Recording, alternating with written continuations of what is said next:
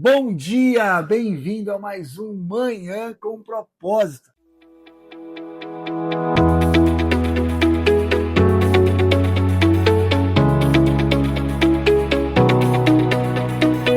Nós estamos na série Princípios para Viver um Ano de Plenitude. E o primeiro episódio nós tratamos acerca do coração. Alinhe o coração para viver um ano pleno, um ano abastado, um ano feliz, próspero em todas as áreas. Nós tratamos e falamos que as transformações, que a plenitude que nós esperamos, ela nasce primeiro dentro da gente. Neste segundo episódio, nós vamos falar sobre discipline suas prioridades. Plenitude é uma decisão diária. Então, assim, aquele que quer viver pleno, ele precisa escolher viver em plenitude. Então, eu quero te convidar a curtir o nosso canal, caso você ainda não curta, nos seguir. Caso você possa, por favor, compartilhe com o máximo de pessoas este link aqui abaixo, porque eu tenho certeza que você vai estar abençoando vidas, familiares, amigos que te cercam aí também. Então, prepare-se, porque eu tenho certeza que vai ser tremendo esse episódio. Pega papel, pega caneta, toma nota de tudo, porque eu tenho certeza que Deus irá falar com você. Bom, o nosso episódio de hoje, então, é Discipline suas prioridades. Plenitude é uma decisão diária. Nós estamos na série Princípios para Viver um Ano de Plenitude. E eu quero começar te lembrando que nós temos tempo, energia e recursos limitados. Todos nós. O nosso tempo ele tem um limite. A nossa energia também ela é limitada e naturalmente os nossos recursos também. Sejam eles intelectuais, sejam eles financeiros, estruturais, nós temos um limite e nós precisamos trabalhar dentro dessas limitações o ano de plenitude que nós queremos ter. A diferença entre uma vida plena e uma vida confusa está na ordem das prioridades. Então, nós precisamos entender que se tudo é prioridade, nada é prioridade. E quando Deus é o primeiro, tudo vive em equilíbrio. Quando Deus está em primeiro lugar, tudo está equilibrado. E a verdade é que o contrário também é um fato. Quando Deus não é prioridade, tudo se perde, tudo está em desequilíbrio. Eu quero pautar com você, como em todos os episódios nós fazemos, este episódio na palavra de Deus. A Bíblia nos diz em Mateus 6,33: buscai, pois, primeiro o reino de Deus e a sua justiça, e todas estas coisas vos serão acrescentadas. A plenitude ela não é uma coincidência. A plenitude ela é consequência de colocar o reino de Deus em primeiro lugar. Olha o que o texto nos diz, ele está falando de necessidades básicas, roupa, alimento. Esse texto ele trata de necessidades básicas do ser humano. Nós servimos a um Deus que ele supre as nossas necessidades e nos dá a capacidade de conquistar, nos dá a capacidade de conseguir avançar, crescer em plenitude. O texto é claro, ele diz: buscai, pois, primeiro o reino de Deus e a sua justiça. E todas essas coisas que são necessárias para vocês, e para mim, naturalmente, nos serão acrescentadas. A plenitude ela não é uma coincidência. Nós precisamos aprender a priorizar, colocar Deus no centro, colocar o reino de Deus como prioridade. Ou seja, a plenitude, ela não é algo que nós vamos conseguir de qualquer forma.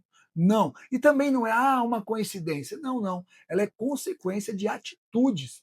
Ela é consequência de ações que nós vamos colocar em prática. E a primeira delas é colocar o reino de Deus em primeiro lugar. Jesus nos ensina que a prioridade certa destrava todas as outras áreas da vida. Ou seja, priorizar Deus, buscai, pois, primeiro o reino de Deus e a sua justiça. E todas essas coisas vos serão acrescentadas. O que significa isso? Que muitas das nossas frustrações, muitas das frustrações que nós enfrentamos não são frutos de ausência de bênçãos, não, mas de desorganização espiritual e emocional. Por vezes você até é abençoado, você é próspero, mas você não vive a plenitude porque está com uma vida desorganizada, espiritual e emocionalmente falando. E muitas das vezes, naturalmente também. Colocar Deus em primeiro lugar reorganiza o modo como decidimos, as batalhas que escolhemos lutar, a forma como reagimos às circunstâncias e o valor que guiam as nossas atitudes. Eu vou repetir porque é muito importante. Quando nós colocamos Deus em primeiro lugar, ele, a presença de Deus, nos ajuda a reorganizar o modo como decidimos. Nós não tomamos decisões de forma explosiva ou de forma impensada. Não, quando Deus está conosco, nós somos assertivos nas nossas decisões, porque quem nos guia, quem nos capacita é o próprio Espírito Santo. Segundo, as batalhas que escolhemos lutar, elas são organizadas, porque nós não vamos entrar em qualquer batalha, em qualquer discussão, não. Nós nos tornamos seletivos com as batalhas que nós vamos escolher a lutar. Colocar Deus em primeiro lugar nos ajuda a reorganizar a forma como nós reagimos às circunstâncias. Talvez você está sendo preterido, talvez está sendo rejeitado, talvez está sendo deixado de lado. Ei, pensa que talvez isso seja um momento em que Deus está te preparando para algo maior. E muitas vezes, se nós não tivermos Deus como prioridade, nós vamos colocar a nossa expectativa em pessoas, em lugares, em coisas. E isso é um perigo, porque nós estaremos reagindo de forma errada às circunstâncias que nos cercam. E, por fim, os valores que guiam as nossas atitudes são reorganizados. Ou seja, princípios e valores estabelecidos pela palavra de Deus, quando nós colocamos Deus em primeiro lugar, vão ser a base para que a gente possa dar passos em direção ao novo. Vão guiar as nossas atitudes.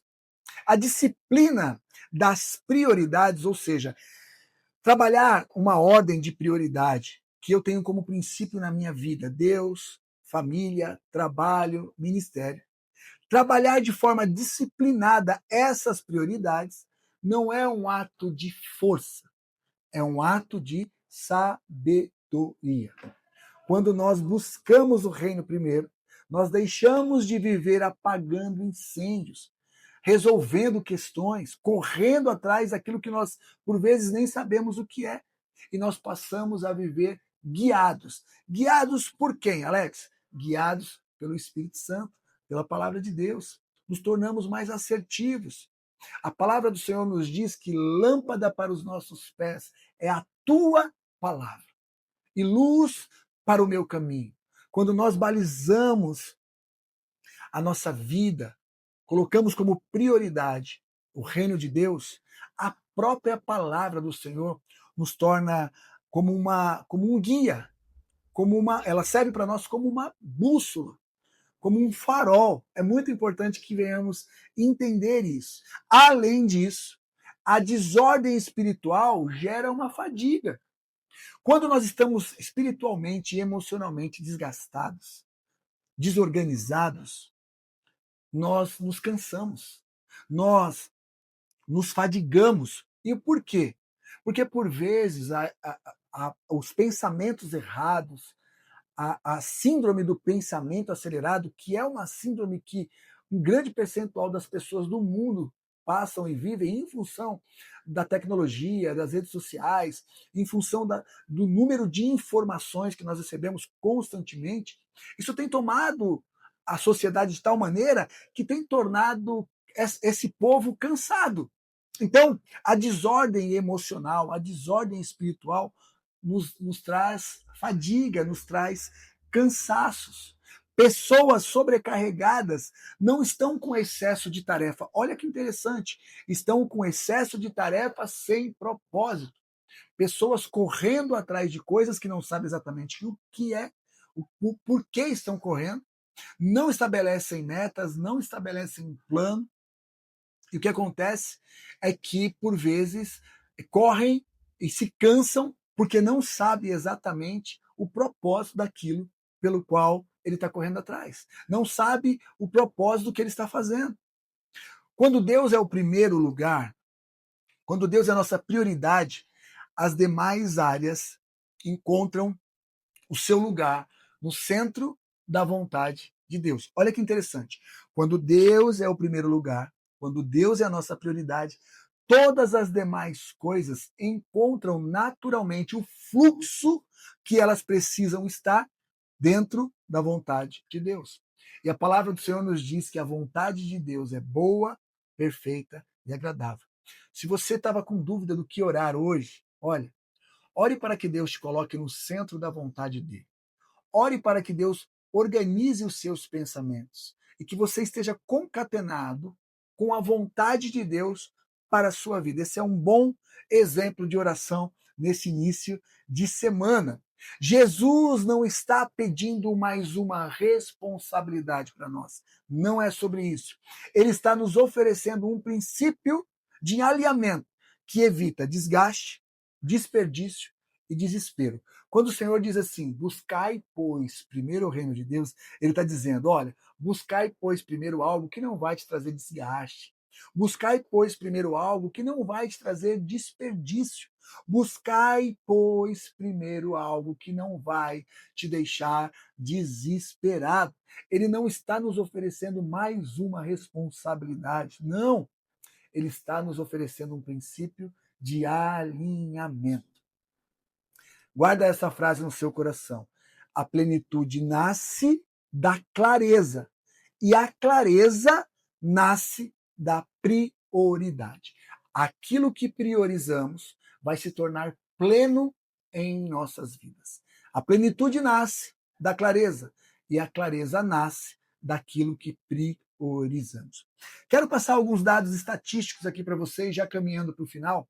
Mas uma pesquisa da Harvard mostra que pessoas com prioridades claras, ou seja, pessoas que sabem para onde estão indo, pessoas que sabem o porquê estão fazendo aquilo que estão fazendo.